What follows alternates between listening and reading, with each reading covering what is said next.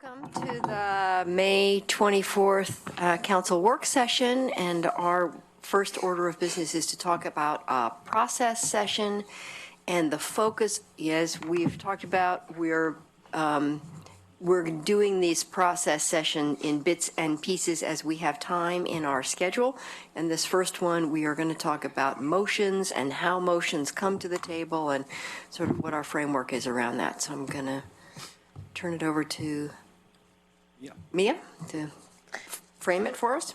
Sure. So we're here to talk about, for you to have an opportunity to talk about your process for motions today for a couple of reasons. One, you've got new folks on board with the newly elected mayor and Councilor Simple and someone to come on board shortly. And a couple of councilors have recently asked that we look at this topic. And then in addition, I'm sure you have all noticed that over the last couple of years, we have less and less work session time because you just work on a lot of things and have a lot of council business to take care of. And so it's harder and harder to find time for unanticipated topics that come up, some of which are started with motions. So really quickly, I'll outline the current process for motions as it is outlined in your operating agreements, and I'm just going to read it out loud for members of the public. It's also in front of you. So if a member of the council intends to make a motion at a meeting which is not reflected in the agenda item summary, every effort should be made to contact other members of the council to inform them of the intent and the text of the motion. City council support staff should be provided with the same information and may be asked to assist in the notification process. So as it has been, we often see this come in the form of an email, both to staff and to other members of the council prior to the meeting. And then to the extent that we can, we prepare materials to put them in front of you too. So that's usually how that plays out. So after you have an opportunity to have a discussion today, options could be that you could clarify a common understanding of the process as I just read it, or you could amend the council operating agreements, which would require a resolution, and we could talk more about that process if that's what you choose to do. Okay, thank you. And I'm just going to add to that comment that my understanding of part of the urgency of this is a sort of a council understanding that there should be no surprises and how that actually plays out in sort of our formal delivery. What do we mean by that, and how do we structure that so that that's the experience we all have as we're not taken by surprise.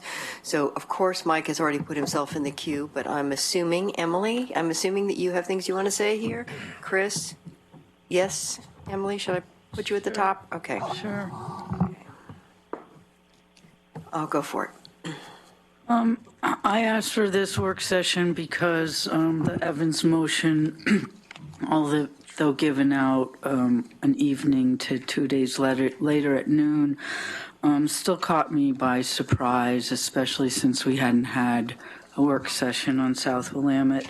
So, and I also feel that we could have gotten to the same or close to the same outcome if we had talked about it first. So it would have helped me time and emotion-wise, as well as my ward, if I had a little more time to figure out what was going on, because it was so hard to get an answer as to what was going on.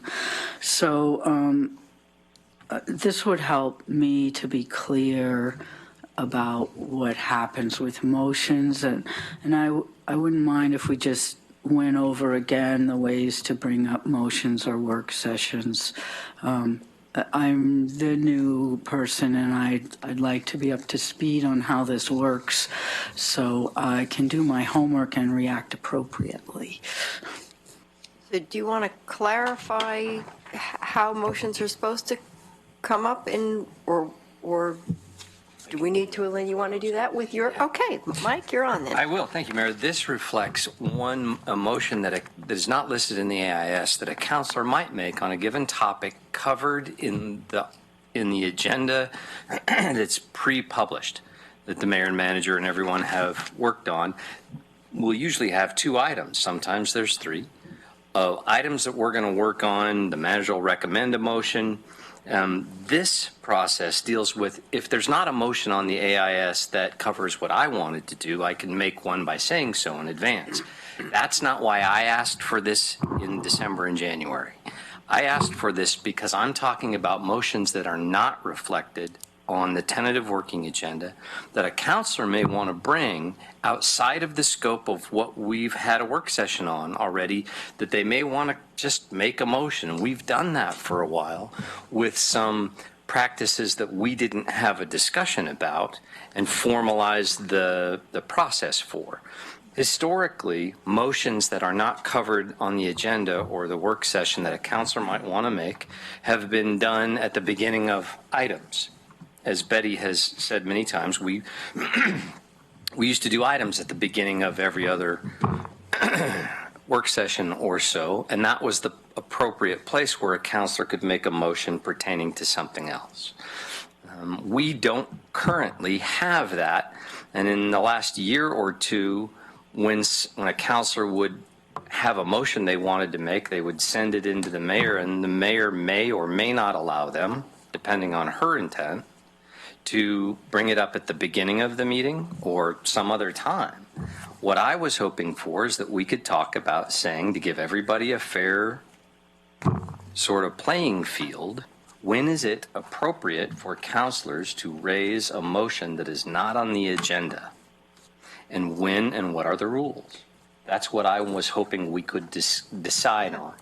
I would suggest that, just to start the discussion, that Betty's right, that we should go back to a regularly scheduled time, once a month, twice a month perhaps, where items from counselors is at the beginning of a meeting, of a work session, not a formal council meeting, but a work session.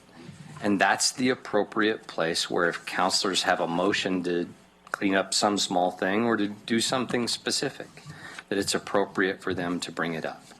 And I'll make that motion to do so in our process agreements if that works for people. If not, let's have a different one.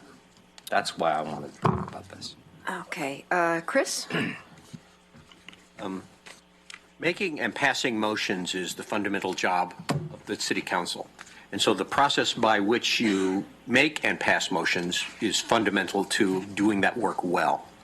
And I think, to me, the best process is one where the motion is the result of some conversation, discussion, understanding, need, and not the motion first and then the discussion of what the need is and why we're doing it. To me, it's the opposite of what it should be. Now, the difficulty here is to say, if we create that system where motions will result from having a conversation, that implies you need to have a work session first. And as Mia just said, our time is very pressed. And so I can foresee, myself included, situations where I'm extremely frustrated that a topic I want to talk about, or a topic I think is important, is not being covered in a timely fashion. And so I have this desire or interest in jumping ahead and saying, you know what, I think this is important enough, I want to do it now. And to me, the difficulty with that is, it's like trying to craft motions on the fly. It's like trying to figure out how you want to do this thing without having followed the process. So I get the frustration, I understand the frustration, I understand the desire, and we need to figure out a way to be able to talk about topics in a more timely fashion so that we don't have this desire to start making motions before we've talked about the issue. It is absolutely within the legal rights of any city councilor at this table to make a motion anytime they want to. I mean, that's true. We can do that. But just because we have the right to do it doesn't mean it's the way you should do things. I think, once again, just because you have the legal right to do something doesn't mean it's good process. It doesn't result in a good discussion. I make a motion, and then we have the conversation, and it feels rushed. It feels like we're being confined. We can't go where we need to go to make the kind of motions we would really want to do. So I think if we can figure out a way to have work sessions or to be able to bring up topics so that we can talk about them appropriately before we have any talk about motions, is a much more effective way to do it. We used to do it a fair amount in the past. I don't think we've done it a lot lately. I don't want to talk about a specific instance because to me, this is about the process. And the process needs, you talk first, then decide what you're going to do. You don't decide what you want to do and then talk about it afterwards. And I think just because we get frustrated doesn't mean we shouldn't figure out a way to try to deal with the frustration. Betty? Thank you. I think sometimes surprises don't hurt anything. It's a good thing to know ahead of time, but we've had staff bring us things at the last minute and they expect us to vote on it immediately, which is not, and sometimes we've done that. As for getting a work session first, it's not always easy to get a work session. I've just tried to get one which did not succeed. If we had been having items, I would have discussed it during items. At least I could bring up the topic and say something without waiting for everybody, enough people to approve a work session. The C2 zoning is what I wanted to talk about, and it didn't, I don't know why people didn't want to, but, we used to have, sometime back, every second and fourth Monday, at the beginning of the work session, we had items. And sometimes nobody would have anything, but it was an opportunity. And I think it's a really good thing to have, and it gave us a chance at least to say something that we were interested in and thinking we wanted to talk about, and it gave the public notice that we were thinking about that, and maybe they were thinking about it too. I wouldn't like to outlaw motions on them. I still think we have a right to make a motion, and there might be some reason, and people don't like it, they can vote it down. Except if you don't get it second, you don't even get to talk about it. But I think it's something to think about, and I think also if staff is bringing us something like selling a piece of property, we should have more than 3 days to think about it. Thank you. Okay. So I just did items. Claire, do you want to weigh in on this? Sure, Mayor. I appreciate the remarks so far. I would not be in support of boxing ourselves into a corner and saying we have to have a work session before we can put a motion out. I do think there's some logic in the Robert's Rules of Order idea of a motion being put out and seconded as a way to legitimize the conversation about that topic. So I don't totally agree that we should have a robust conversation before any motions are put out. Sometimes I think the opposite is needed to kind of along the lines of what Councillor Taylor was speaking to move an issue forward. People can always vote no on a motion if they don't feel they have enough information, or they can move to table, and that's not debatable, and that's another way to gain more time in the conversation for voting on that specific motion. So I support our, working agreement that we give each other a heads up prior to bringing a motion out, but I wouldn't want to, like I said, put ourselves in such a tight confines that we didn't have some flexibility to address things like the anti-Semitic activity that happened in our community and that I felt needed, a urgent response. Thank you. Right, great. Greg, do you want to say anything? No? This, Mayor. Alan, you want to say anything? I agree with most everything that's been said so far. Okay, so Mike, did you want a second round? I agree entirely with Claire. I don't think there's an appropriate or inappropriate way to make a motion for exactly the reason she mentioned, is that I think this council has a wonderful equilibrium of when it's ready to act and when it's not. And, very able folks around the table who are able to either vote no or vote to table something that they're not ready to vote on. What we lack at the moment is the process where it's appropriate for a councilor to bring up a motion that isn't on the agenda. We don't have one right now. Right now, it's entirely at the mayor's discretion what is in order and out of order. And if it's not a subject matter that is on the agenda, it can be and should be, frankly, ruled out of order. A motion that isn't listed as the item on the agenda that we've noticed the public that we're going to discuss. So we need an appropriate place where that is. And so I will move that to change our process agreements to reflect that we should have time for items at the beginning of the second Monday of each month's 5:30 work session, at which time it is an appropriate time for a counselor to make a motion that they may desire to make. The only? Is that the only time? No, but this is in addition to the way our process agreements already read. So Second and fourth. that we're saying that that's the appropriate time to do so. So, and Is there a second? First, let's see if there's a second for that motion. I'll second the motion. I'll speak briefly to that for a second, Okay, if I could. great.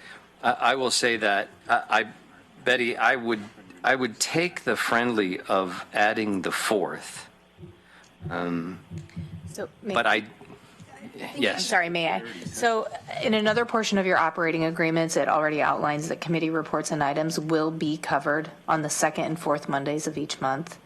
And so if you want Okay. to make an amendment to the We're not motion- currently doing that, so Correct. So that's we're going to need to follow that right. process agreement. But then I guess I will alter my motion to say, at those particularly outlined times are the appropriate time for a counselor to make a motion of their choosing when it comes to their turn in the round during items.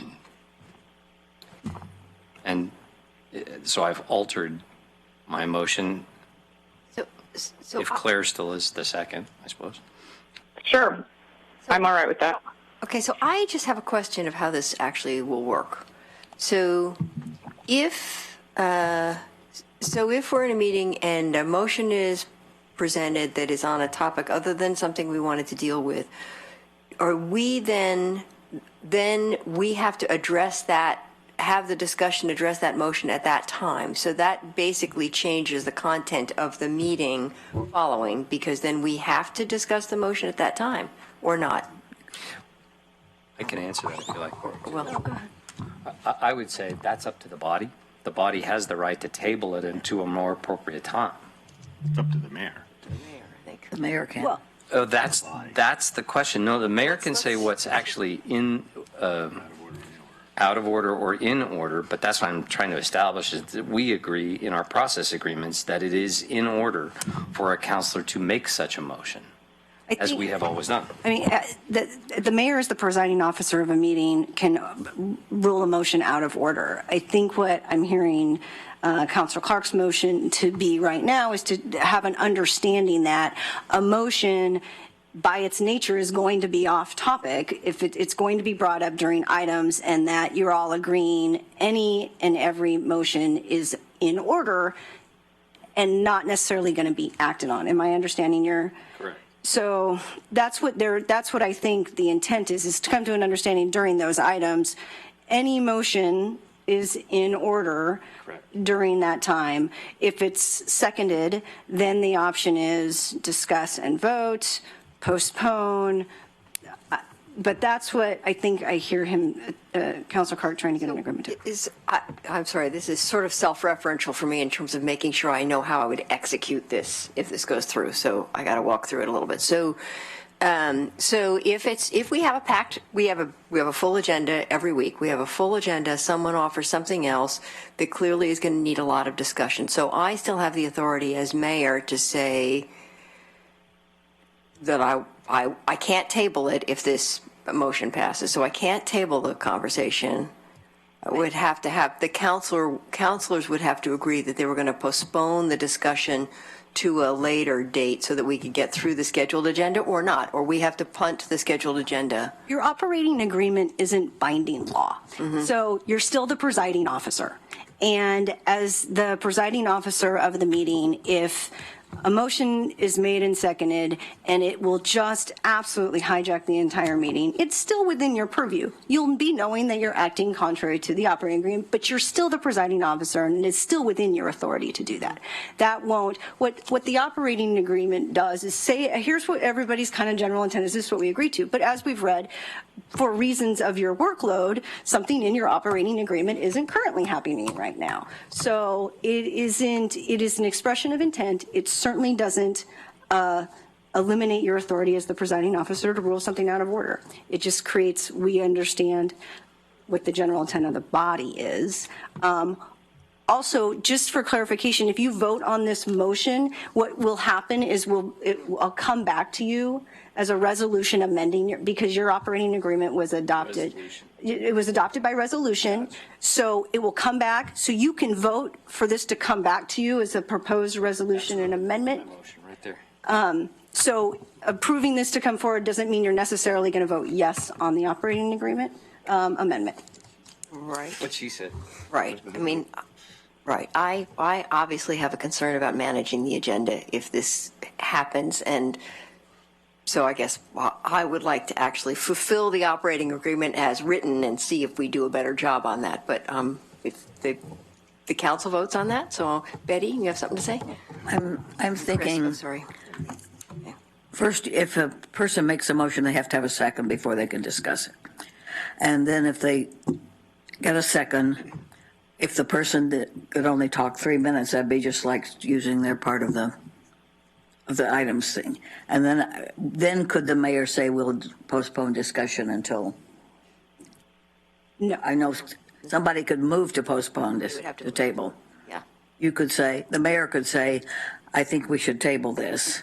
And then someone could say, being helpful, could say, I move that we table this and see what happens. But if it's so urgent that most people want to discuss it, then we would. That'll be it, right? That'll be it. Chris? I think if you want to say, okay, there's this place where we can do that, it's fine, that's no problem, but I don't think it really solves the problem. The problem is surprises. And whether you say you can surprise me at this point in the meeting or you can surprise me at this point in the meeting, and you can formalize when you can surprise me, doesn't fix the problem about surprises. And the challenge is that if the city of Eugene was 9 people, then we could figure out a way to make that work. But the city of Eugene is 160,000 people. And if you make a motion in a meeting when there's 3 members of the public here and we talk about it for 5 minutes and then we vote on it, to me, that's 160,000 people who were left out of the primary job that this council does, which is making and passing motions.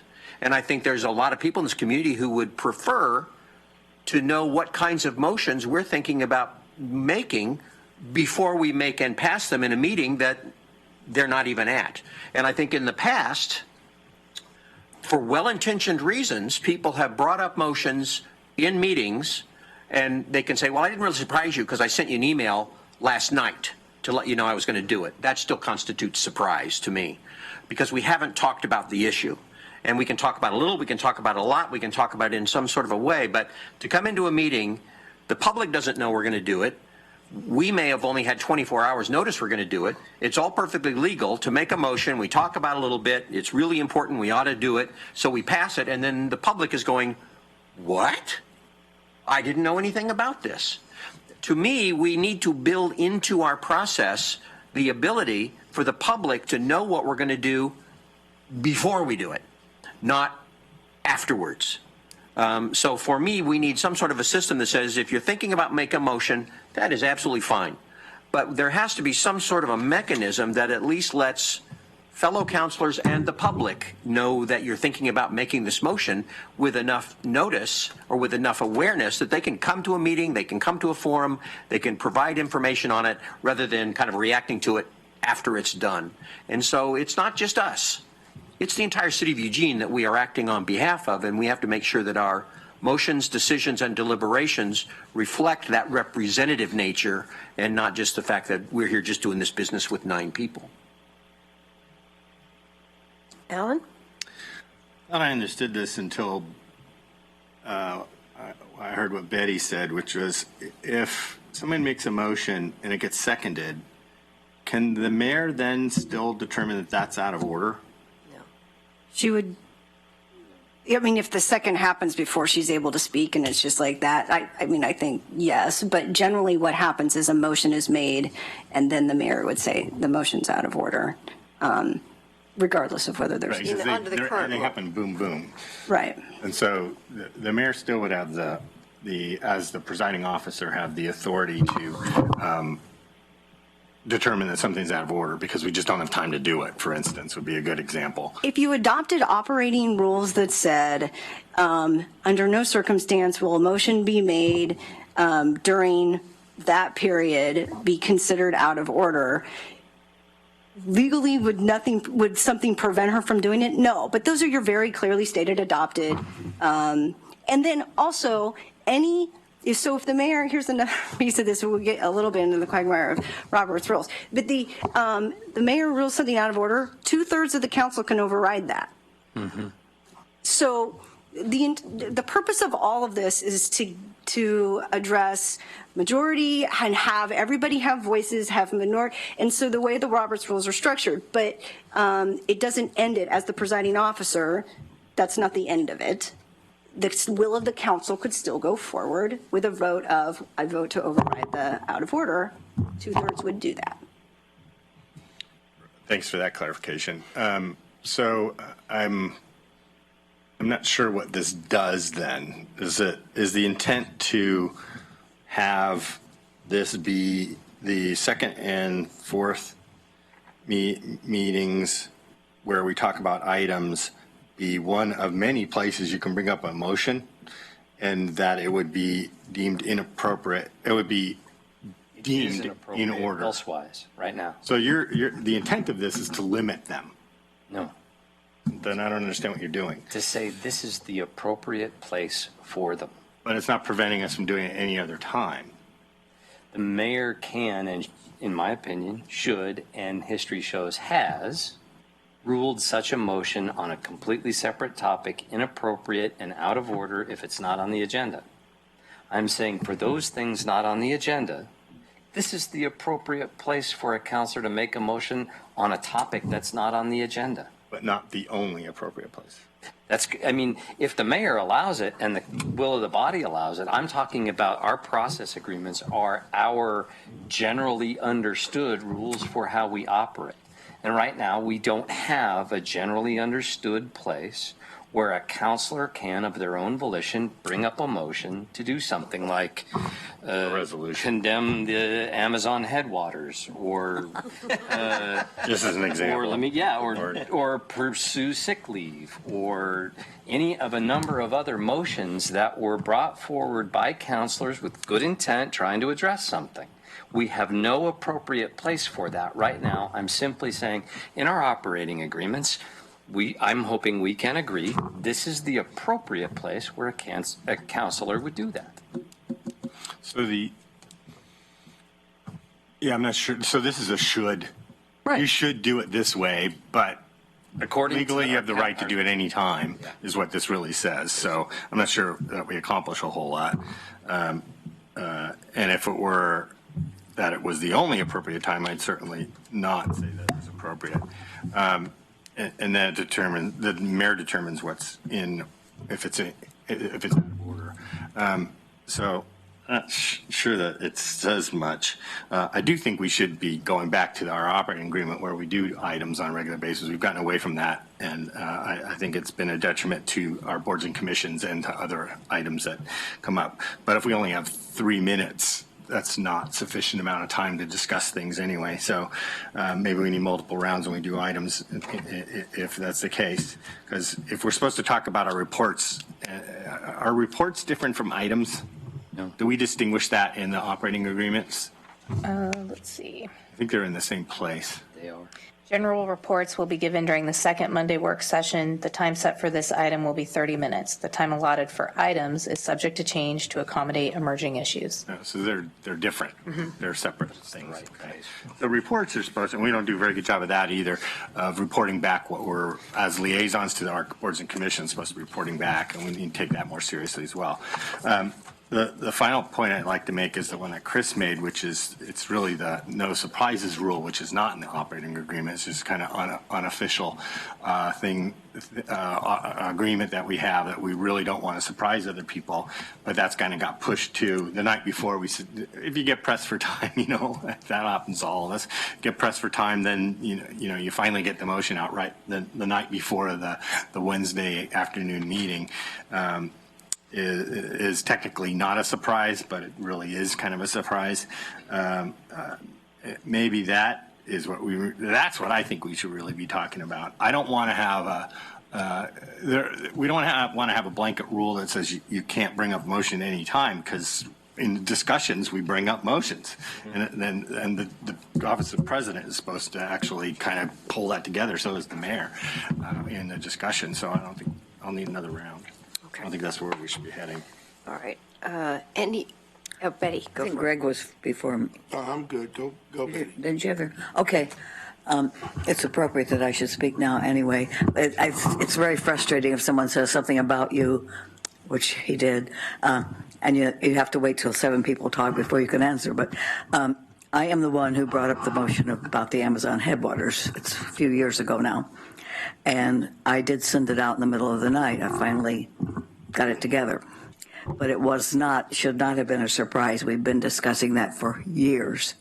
So I don't think it was out of nowhere. But anyway, I did send the motion out a few hours before the meeting, and everyone brings that up constantly. But finally, it's safe, and that's all over. Okay. Greg, did you have something you wanted to add? Emily, do you have something you want to say on this? I've seen motions be brought right at the meeting, as well as a night before. My concern is that there's no time to, if we haven't had a work session, do background or history of it, or reach out to some key representatives of my ward. And so in some cases, I would be flying pretty blind, and I don't think that that's doing a good job. Is it true that if a motion is made, any counselor can say, I'm not ready to vote on this and get it postponed, or can it be we have to vote on it today? Move the table.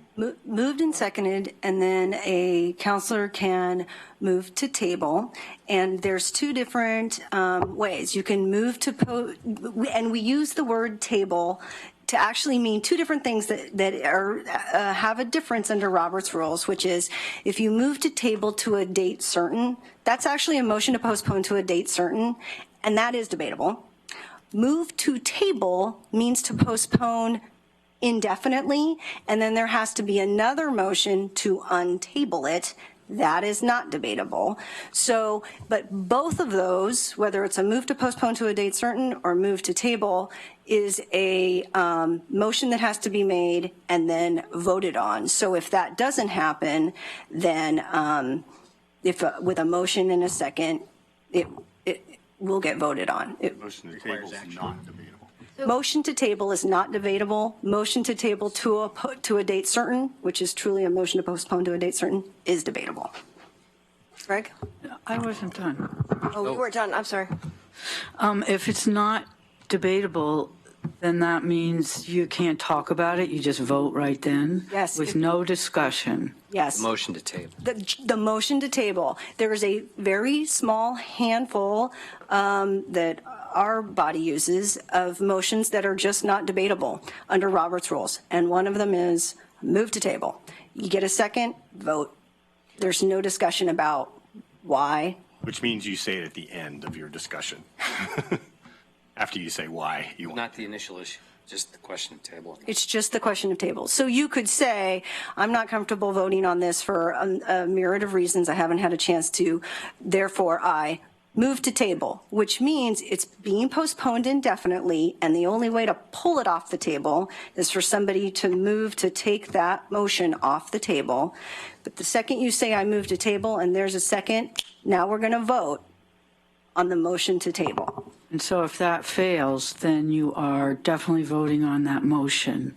Unless, not to overcomplicate this, somebody says, well, I move to postpone the vote until Wednesday. Second, you can talk about that, because that's a motion to postpone to a date certain.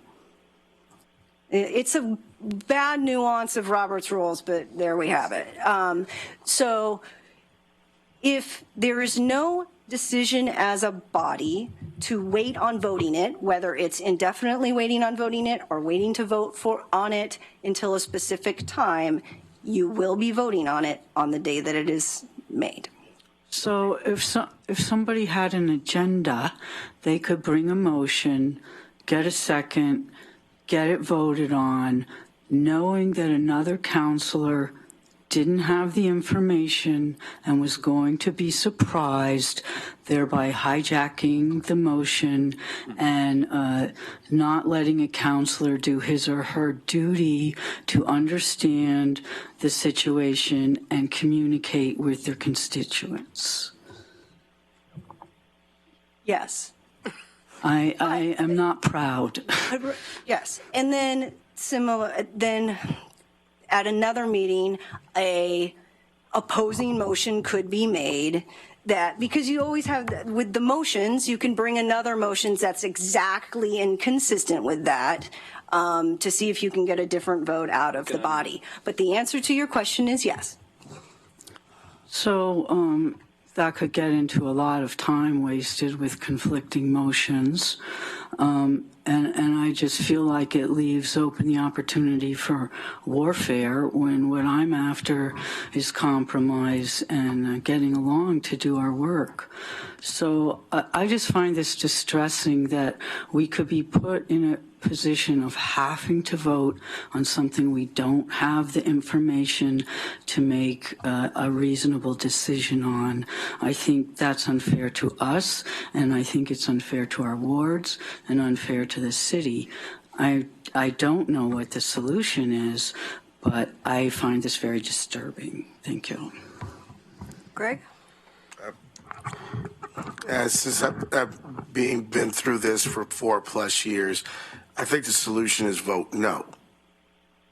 You know, if people are not comfortable with the motion and feel that the motion is out of order, inappropriate, and I've been at this table where we have done that, where we voted no, and then you come back with and say, you know what, I think we need a work session. I think we need to have more discussion on this particular topic before we move forward with any action as a body. And so what you can do, what we all can do, no matter when a motion is brought up, whether you've had a month to review it or 3 days to review it, is if you're not comfortable with it, you vote no, and then you come back with another motion at some point in time when a counselor is ready and appropriately ready and has had enough time to do research, and we do some kind of work session, then we formulate another motion, and then we have a discussion on it, and either that moves forward or it doesn't move forward. I mean, I'm not, hopefully I'm not being too simplistic about this, but I think that is the appropriate way to, handle anything that we do, is because if we're uncomfortable with it as a body, we vote no, and it goes down. And, if we want to have another conversation with it, we can at times certain and with the appropriate background that we get from staff. I just have a question, and it's partly a question for the next third round on this, and then we do have to watch time because we have staff, so this may be, right, so we'll do our best. I'm just curious to know if it would strengthen this current operating agreement if we actually put a time frame in there. So instead of just saying every effort should be made to contact members of the council to inform them, if we added a time frame like a week before or 4 days before, or if that would help you're saying no. Okay, so just a thought. Reserve the right for surprise. Reserve the right. Okay, so Betty has, no, Mike is next, sorry. Thank you, Mayor. I was going to say, Greg hit the nail on the head. No, there's never been a time that I am aware of where the council has passed something that 5 counselors weren't ready to take action on. It only happens when 5 counselors are ready to move forward on something that they feel insufficiently surprised, that they feel comfortable, that it's the appropriate time, that they've got the appropriate community support, whatever, however you want to describe it. 5 counselors don't usually vote yes to do something not on the agenda unless there's a reason to do so, and they think so. And I would say to my friend, well, what says is true, and I have always agreed that surprises are bad, and we have endured many over the last decade. Some I wish I had not had thrust on me when they were. But it is also the case that we often have community-wide discussions that go on for quite a long time without resolution or without action, or we begin action in one direction and we discover that there may be a consensus to take action in a different direction for some reason. So all of those things aren't reflecting a surprise, but an emergent reality. And we don't have a system in place to address that from my perspective. That's why I'm bringing this up. Yes, it is true that I may bring up a motion at any time I want to. But if at the moment, the chances of any such measure passing are incredibly small if it's off topic and the mayor doesn't already rule it out of order. But we have done this over time, and we have not said together, this is the appropriate time for someone to do that. And that's all I'm trying to establish. This is the appropriate time under items which we're going to do. That's the question. Mayor, could I get in the queue? Yes, you can. So, all right, Alan. Oh, Claire, go for it. Thanks. So I just want to say the reason I seconded Mike's motion is because I like the idea of us having a place in our operating agreement that points to the appropriate place, that reserves explicitly a place for bringing up motions that aren't on the agenda or the work schedule. So knowing that we still have the ability and legal right to bring up a motion at any time, and obviously in the course of certain conversations, motions can go flying around a particular topic. But I think what this is trying to get at is an emerging topic, as Mike just pointed out, something that isn't on the long-range agenda necessarily, that has some urgency around it, but maybe not so urgent that it can't wait 2 weeks for that appropriate place at the items. So that's my reasoning in supporting Mike's motion. Or resolution. Or resolution. Okay, Alan. It's a motion for a resolution. Yeah. Right. So Robert's Rules has been around for a long time. Nothing's new under Robert's Rules, actually. This isn't either. It actually is intended to take care of it the way that Greg and Chris were talking about, which is if you don't like it, vote no. If enough people vote no, then we can discuss it later. But it is intended to give power to the majority. That's the whole point of moving things through in an orderly fashion. The question of time suggestion, adding that to basic kind of the no surprises rule, is I've thought of that a lot, and whichever time frame we decide on would be arbitrary, would just be by agreement. Maybe the night before isn't enough time, but for instance, but is it 2 days, 3 days, 4 days, a week? Weeks probably not even close to realistic. And so I've struggled with that myself. Where I've come down to is night before is probably not appropriate, but other than that. So if we were going to vote on this on Monday, and you read your packet on Saturday and it prompted you to do that, and maybe that's an appropriate time. And maybe not Sunday night at 11:30 when you're, it's probably not. And that's kind of the way that I've been operating under it, but we don't have a real rule about it. The other one that's related to this is another one of those rules that we have that's a convention as opposed to even in our operating agreements, which is a counselor can request to postpone a vote because they won't be there. And that's not in our operating rules. It is, but it doesn't say how you can do it or when it is appropriate. I remember one time we overruled it. In fact, Betty was coming back from a meeting and she didn't make it to the meeting and she was on the plane. Do you have that language? Yeah, I was looking for that. Any counselor, it's under postponing agenda items. Any counselor may request that an item be postponed to another meeting if she is unable to attend the meeting at which the item has been scheduled. As a courtesy, counselors should submit in writing a request to postpone to the mayor as early as possible. If the mayor is unavailable, the request made to the city manager, the manager's designated staff. A request to postpone may be requested for either a work session item or a vote on an agenda item. The request to postpone shall be honored unless a majority of councilors present determines the matter needs to be acted upon at the meeting.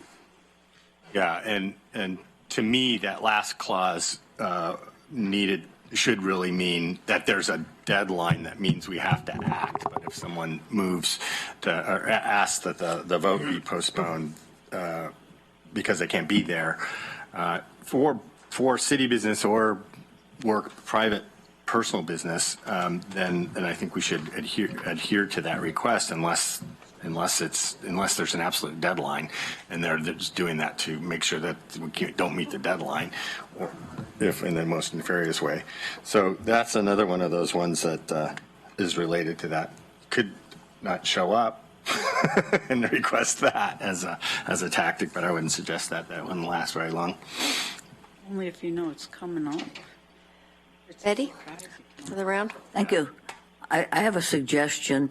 I'm just kidding in a way, but if I don't use all my time in a round, I should be accumulating a lot of minutes, and I think I've probably accumulated quite a few already this time. That's something I'm we supposed to track that. that's something we could consider. I wanted to say I think surprises are not always a bad thing. Sometimes there's a purpose to surprises, but the idea of voting no if you're not ready to vote has some drawbacks. If it's something that your constituents really want to happen, and you know they do, but you haven't studied it enough yet, and it wouldn't be good to vote no without knowing why you're voting no. And at least if you do that, you should be able to say, I am voting no only because I don't know enough yet, and I would like to, and at the same time, you could make a motion to postpone or to table. But I think it is difficult if you know, if it's just because you didn't learn about it yet. And another thing about time, we have from Thursday night till Monday. You could have company over the weekend, and people do have personal lives. And maybe you don't get to look at your agenda until Sunday night. And that is quite possible. It could even be Monday morning before you get to look at it, because the weekend is sometimes crammed full of other things. And I saved a minute and 15 seconds. All right. Thank you. Chris, you have 4 minutes and 15 seconds. Just joking. Chris? There's no seating time. I give my time to the senior. Just kidding. Just getting back to the notion of surprises, I can't think of an instance where a surprise is a good thing unless it's a birthday. And I don't think we do a lot of motions around birthdays, so I think it's very difficult to think of an instance where we would want to surprise either ourselves or surprise the public. And I think it's pretty hard when you surprise the public. They generally don't appreciate being surprised. And so the whole issue of when things should come up and do they constitute a surprise to the public, I think is really what is relevant here. And the notion that we can just say no, I think does have some inherent problems. There would be situations where voting no would be difficult to do. And I may not know enough about the situation to be able to vote no because of this reason or no because of that reason. It was actually an idea that I did bring up a number of years ago. I'm just going to vote no if I don't understand the issue. And it seemed like a reasonable idea at the time. But as time has passed, I realized that that's kind of a workaround, but not the real solution to the problem. You know, if somebody wants to keep bringing me cake, I can keep turning down the cake. But really the best thing is to get them to figure out how to stop baking cakes. And I think that's really what we want to work toward. Make pie. Or make pies. always. Also, I think that there was a time when this council was at a place where it would wait for somebody to go off to a convention, and then the other side would make a motion knowing that they were one down and they could get it passed. And I'm gratified to say that hasn't happened in my watch. And I think we should be enormously proud of the fact that that doesn't happen anymore, but it used to. And I think that's part of the notion of this body not using its position to take advantage either of the body or of the public that it represents. And I want to keep coming back to the notion we represent the people of Eugene. So we're not making decisions that just affect us. They also have a stake in these decisions. And if they are unaware through surprise or 24-hour notice or lack of good conversation what's going on, then we're not serving the public. And I think that really at the core is what we need to keep in mind is however we make our decisions, those decisions need to be done in such a way that the public trust is maintained and that they know what we're doing, they understand what we're doing, and they are in some way able to watch and be a party of that decision. And I'm not imagining that's going to add a whole lot of unreasonable time to our process to make sure that there's that sufficient level of engagement. Unless it's an absolute emergency, like there's snow falling and we need to make a motion on the spot to get some snow removal out there. Yeah, sure, that's an emergency. But some of these issues are not emergencies. They're conveniences. And I think the public needs to be represented whenever we make those kinds of considerations. We can talk about topics for years, but the surprise is on the motion, not on the discussion of the topic. Do you have a suggestion? Let me think on it. Emily, do you want a third round? I also don't really have a solution, but I am concerned about the urgency of an issue. If an issue comes up that doesn't have a deadline or isn't especially urgent, and it gets to jump to the head of the line, pushing something off the agenda, I don't think that's polite or reasonable, and I don't think it gives us a good method of making informed and rational decisions. So I think that when motions come up at the last second, it would be reasonable to look at the time frame of the discussion and decision needed. I really don't want to see it get into competing motions and, game on. I don't want to go there. Claire, do you want a third round? No, thank you, Mayor. I'm good. So I just want to maybe try and wrap my head around this a little bit. And we do have a motion on the table. One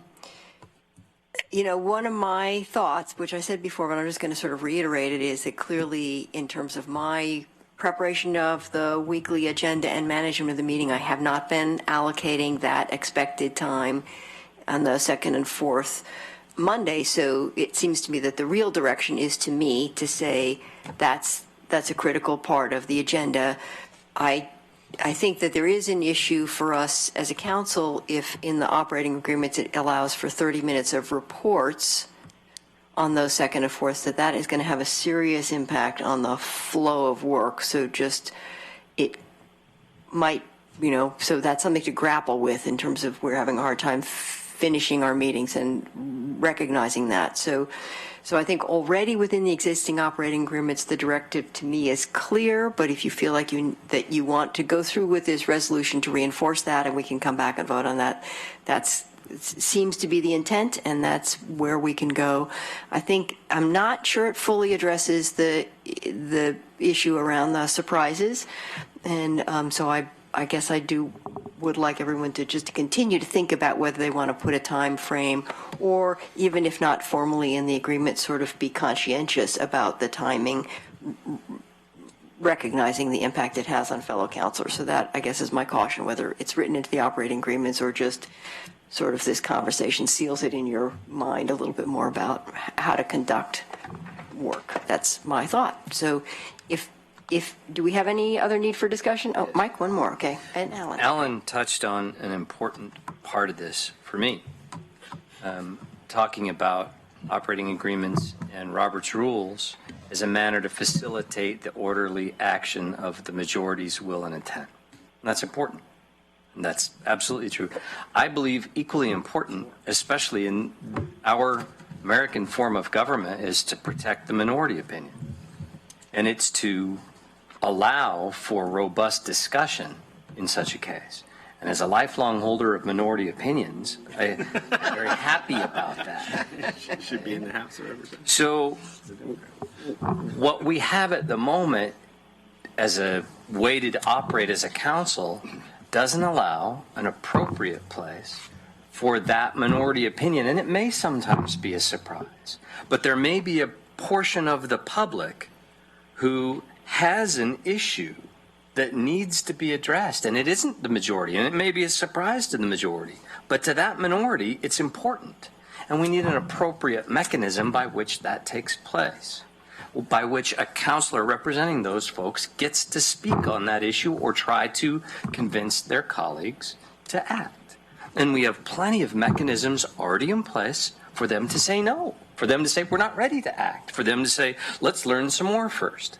But we have no mechanism in place for them to say this is the appropriate place where I bring it up. Now, I don't need this particular motion that I've made to pass. I don't care about the details of when and where and how and why. I'm asking the question of my colleagues, when's the appropriate time to exercise as a counselor the right all of us have, which is to bring up something and make a motion that's not on the agenda? When's the time to do it? If not this time, when? That's all I'm asking. Thank you. Alan? So a question about your motion, Mike. Maybe you can reread it, but does it say an appropriate time or the appropriate time? Because the There isn't one right now. I know. So this is an appropriate time to do so. And Okay. recognized by the chair and all of us is that's when a counselor should do that. That word is important to me and determine how I vote. If it says the appropriate time, that means, to me, implies exclusivity. That means only, because it says the appropriate time. And in that case, I wouldn't support it. But if it says an appropriate time, meaning that's a suggestion that we make it during those two periods, which I think is probably an appropriate thing to put into the working agreements, then I could support it. So I wasn't sure which one Sure. which word you used. All that's up to the mayor, but sure, I'll go with your definition. And appropriate Yeah. time, because then that preserves the right to bring it up at any time. And also, but it directs council, and you should bring it up at these times. And the chair's latitude. Well, That's the appropriate. And you will see something come back to you again. Like, so this was a motion to direct us to draft something to come back to you. So your vote won't put it in there. You'll see But he accepted as a friend. yeah. I did. Okay. That was the next point I was going to bring up, was that with all this discussion, it's still under the prerogative of the mayor as the presiding officer to rule something out of order, because one good reason might be that they didn't think sufficient, or there is maybe a minority of the council that didn't know about it and has it doesn't have enough time to react, and just doing it on the fly is inappropriate. So at that point, that's not a bad reason for the mayor to say that's out of order. I'll let you know when we're going to bring it back. What does happen if something's ruled out of order? It's Dead. it's dead unless but so- 2/3 of the council votes to overrule the out of order. Okay. And 2/3 of something the about the purpose of Robert's rules and parliamentary procedure and all of that. There is, I've been have the fortunate or disfortune to read most of the 650 pages of Robert's Rules, and they're in depth. And I will tell you that there's a provision in there that talks about what the purpose of these parliamentary procedures are to do is to preserve the ability and the rights of, and it lists out 5 bulleted. It's not just the majority. It lists the majority and the minority and a number of things. So it really is the way we look at and the way we've treated it over the last 25, 50 years in advising the council is to help it not become an obstacle in getting your work done and not becoming a tool to prevent, discussions from being happened. So we try to use the parliamentary and the Roberts Rules for that end, not so being able to make friendlies. That concept is absolutely in Robert's Rules. It is. It's about the owner is able to accept. We call them friendlies. That's not in Robert's Rules. But that is what you will, when we talk to you about how we apply Robert's Rules, that's what you'll hear from me, is to help you get your job done, not to become an obstacle in doing that. So if that's helpful at all. Just to clarify what I said, it does help the majority move things forward. Absolutely. But there are multiple reasons for and things that the Roberts Rules does, including having the minority be able to be heard, which clearly is part of the Roberts Rules. The last point I was going to make is that, asking you to put up a suggestion to the surprises rule, the only thing I can think of that you could do around that is to have a time frame around it. And I've been operating that night before is probably not is probably not appropriate, but maybe we adopt like a 3-day rule. So if you're going to do it on Sunday, we don't get to hear it until Wednesday. If you're going to do it if you want to hear it on Monday, you got to do it by Thursday, something like that. If we did something like that, then that has some more structure to it, and that would also then give the mayor, as the presiding officer, the structural backing of declaring something out of order. I migrated away from that as a golden rule to being able to have some time behind it. But there are times that in the heat of a discussion, when you're having a conversation about a topic, motions pop up. Sure. That's on topic, though. That's different. Right. So this is an emotion this is something that's completely off topic, not on the agenda. A surprise, right? So that it's not intended to include stuff that's happened during the conversation, because you absolutely have to be able to react and make motions to clarify things. Chris? Yeah, actually, this last part's good because it's kind of helping me to focus in, particularly what Mike was talking about. What is the way in which you could bring up a differing or a minority or some other kind of topic? How do you inject that in there? And I think for me, part of the distinction is there's being able to interject that topic or interject that issue, but there's also making a motion, which is a request for action. And I think talking about an issue and making a request for action are two distinct parts. One should follow another, but they're two different parts. And I think if you're looking for an opportunity to be able to talk about a position that may not be the majority position or may represent some constituency that is not otherwise represented, we were talking about items of interest to the council. And I think if that's the intent of the motion, that's the perfect place to say, I've got this issue that nobody else is talking about, but it's important to me and I want to bring it up, and that would be absolutely the appropriate place to do it. In which case we would need to set up protocols for how we can bring that topic up in more than just 20 seconds. You bring it up in a way that provokes it, even at least enough just to get it on our radar in a way that's a little knowledgeable. But I'm not talking about motions. I'm talking about getting it on our radar. Because once you've moved to a motion, you're asking us to take action on a topic that we may not have really explored fully enough. So I do think there absolutely has to be a forum where these kinds of non-represented topics or constituent issues can be brought before the full council for us to know, hey, this is on my radar and I think it's important, we need to talk about it. And so formalizing that structure would be important. But I'm still reluctant to say, and the only way I can do that is to make a motion. Because to me, that kind of goes into you're no longer representing the public, you're circumventing them. And I think talking about it is absolutely representative of the public, but making motions outside of the public's awareness is circumventing the public. Because if they don't know that you're going to make a request for action, then how can they be involved in saying, I like this, I don't like it, I have a comment about it, I have a perspective on it? To me, that's a circumvention. But we absolutely should create mechanisms where topics can be brought up. And if items of interest from the council or whatever is a place to do that, I think we should. But I will always say that surprise motions do not serve the public's interest. Betty. Thank you. If you left a couple of seconds, I think. If we have items, Mike will finally be able to speak. And Sarcasm's not your thing, baby. I'd stick with something else. What's your day job? if we vote on this motion, I will vote for it, but I really don't think it's necessary. I think all that's necessary is to just, I think we've expressed our opinions that we want to have items, and which it was already in our operating agreements, and I don't think that people would be making motions all the time. They didn't when we had items before. Sometimes about half the people would pass, and somebody would have a few things they wanted to say. But and it just gives people a chance, shy people, a chance to speak up. Lifelong wallflowers, too. Right. But I do think it's important that we have the items, that's all. Thank you. And I don't know if we'll vote, if we do vote, I'll vote yes. Okay. Mayor, could I have one more round? Yes, you're up right now. Yeah, thanks.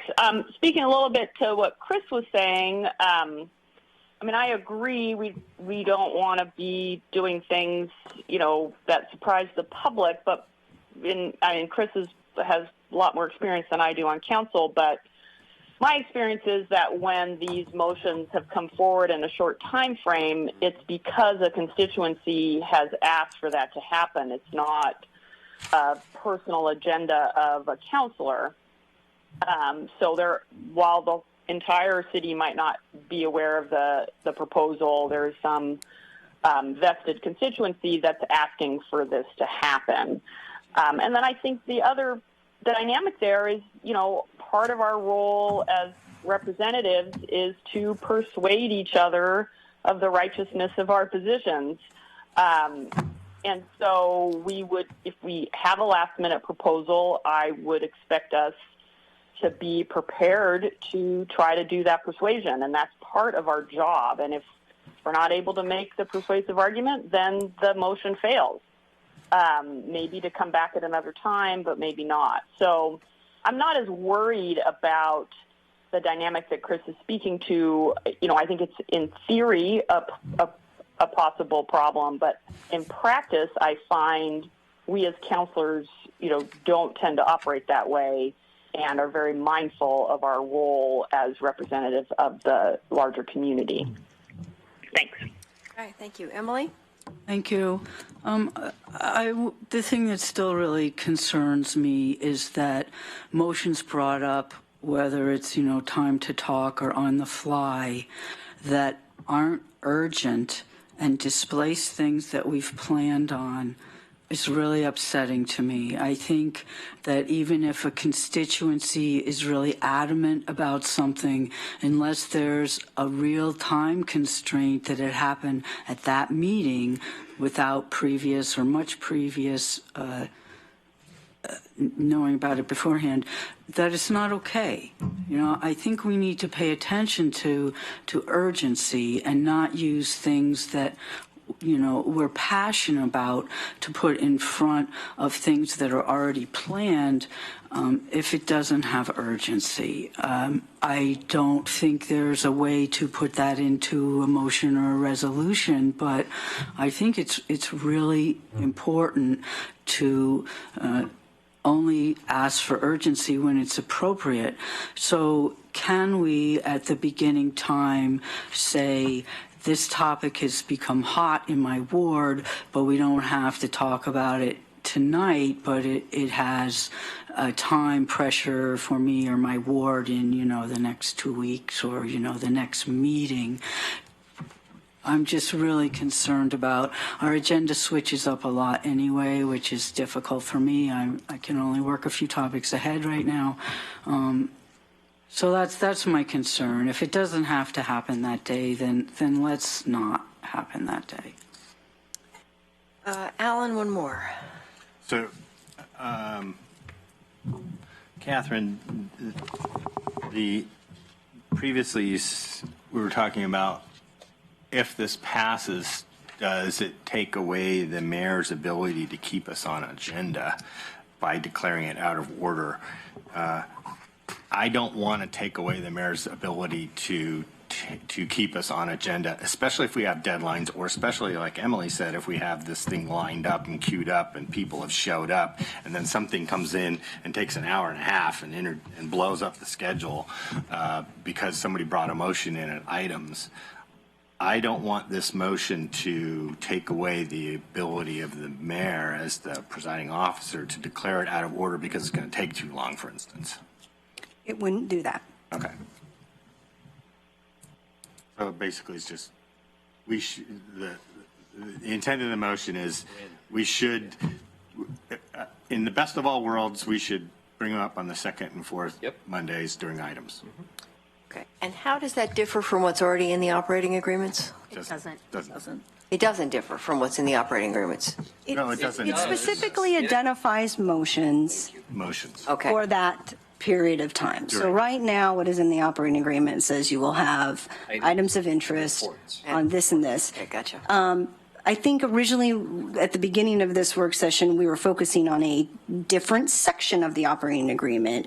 With Councilor Clark's motion, we're looking at actually making a change to a different section of the operating agreement.